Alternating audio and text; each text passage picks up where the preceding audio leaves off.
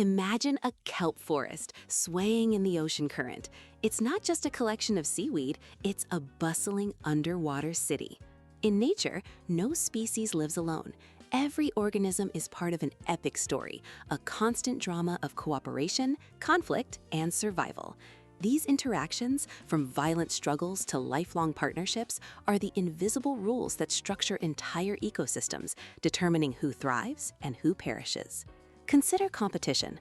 A core ecological rule, the competitive exclusion principle, states that two species can't occupy the exact same role forever. One will eventually be pushed out. But evolution has a clever solution: resource partitioning. On a single island, 7 lizard species coexist by dividing the habitat. Some take the high canopy, some the trunk, others the ground. They've learned to stay in their own lane. Then you have the high-stakes drama of predation, a relentless evolutionary arms race. As predators develop sharper claws and venom, prey evolve incredible defenses. Some use camouflage to vanish.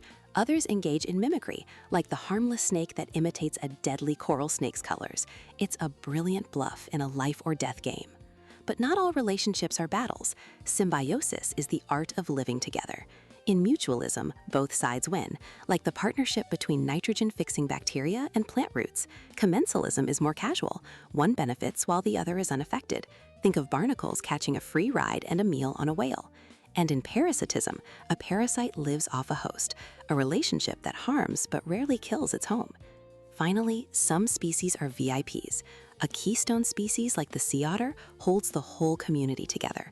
Otters eat sea urchins. If you remove the otters, urchin populations explode and devour the entire kelp forest, causing a widespread collapse.